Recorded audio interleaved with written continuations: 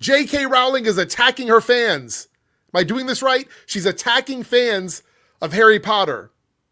The only difference between J.K. Rowling and everyone else that the Chuds accuse of attacking fans is that she's actually doing it.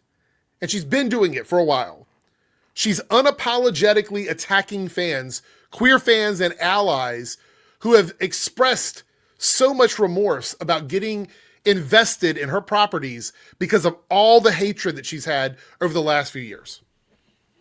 Now, I know a lot of people in the comments are going to go, she's not transphobic. She's a feminist. I hate to tell you, but you can be both of those things at the same time. Now, whether or not she's actually transphobic has been a discussion that's happened online. And like I've said before, trying to pick out whether or not somebody is actually transphobic or homophobic or racist or whatever, it's really difficult because we don't know what's actually going on in their heads and their hearts. But their actions can absolutely be homophobic and transphobic and all of those things. And you can choose to support that. That's your right. But we can also call it out. That's our right. And so we've had a massive rollback of trans rights in the UK. And here she is celebrating it with this smug picture and somewhat taking credit for it. Now, I've not seen anyone in the Chud space go after her for attacking her own fans. Let it be known she has.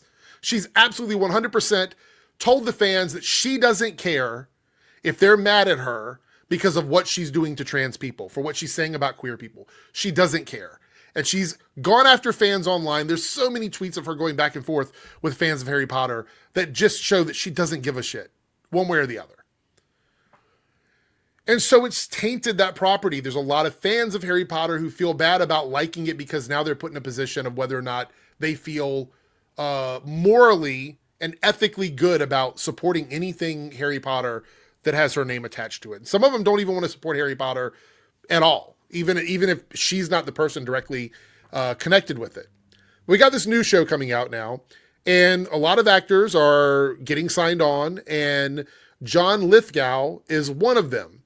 Now, before we talk about John Lithgow's comments, I want to show you guys a artistic interpretation of this here from Pizza Cake Comic. So, just presenting it to you, no commentary needed. This is really interesting. So, but here we go. This is what we're going to talk about here. John Lithgow says J.K. Rowling's anti-trans rhetoric didn't dissuade him from taking on the Harry Potter series role. Why is this a factor at all? Now, of course, I read this headline and I thought, this is not good. It's another actor who doesn't understand, the severity of everything that's happening. What's funny is, like I said, I was talking earlier about the whole transphobic feminist, the line down the center of that.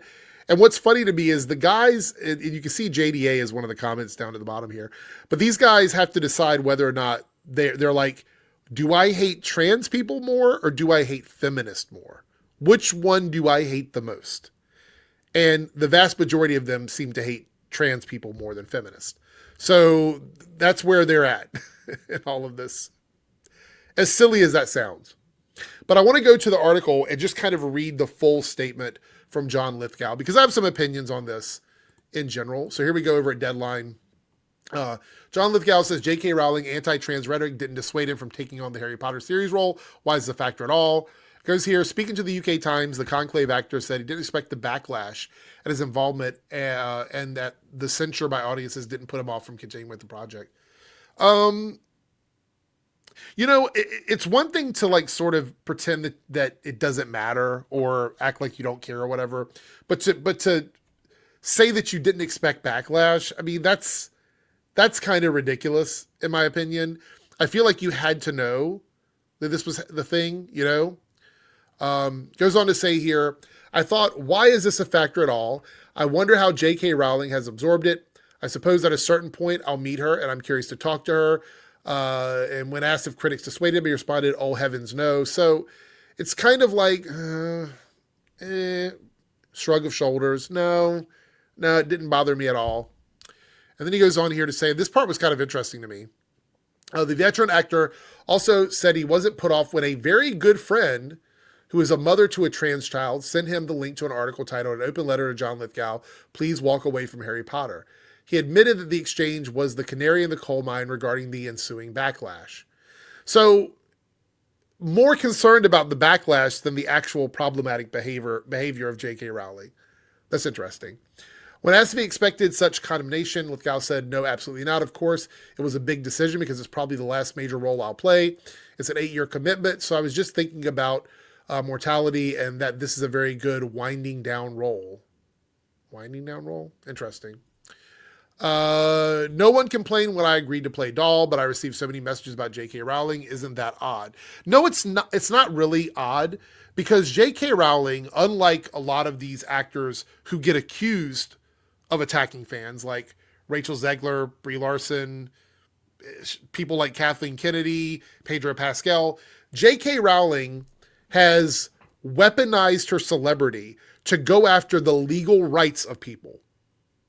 That's very different. And it's actually worse because if she just wanted to say problematic shit on the internet, I think a lot of people probably would just shitpost with her and not give two fucks, to be honest. But if you'll remember the picture that I showed first in this video, she's taking some credit for trans people losing rights. She's taking some credit for that. And I think that's kind of where the problem lies for me. Because you guys know I'm willing to call people out for bad takes. I'm willing to call people out for saying shitty things. But at the end of the day, I do understand that these are people just expressing their opinions and their rights, even if I disagree with them. But one thing, like one place I draw the line is when somebody's actual behavior affects the legal rights of individuals. That's where I draw the line. That's where the celebrity and the opinion and all that shit goes away and it becomes an actual material problem. It becomes an issue that people have to deal with. So now trans people in that country have to deal with the backlash of losing rights while J.K. Rowling takes some of the credit for it. So you have John Lithgow here acting as if it's not a big deal to be associated with a project from someone who literally tweeted out a Bond villain photo saying, "I love it when a plan comes together," in regards to trans people losing their rights.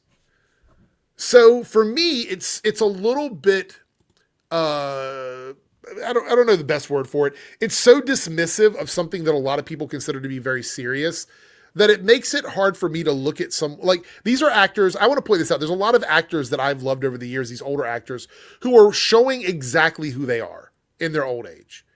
And it's disappointing to me because even someone at my age, I'm older, I try my best to make the best decisions that causes the least amount of harm to the general public because I want everyone to have the rights to live their lives and be happy and all of those things.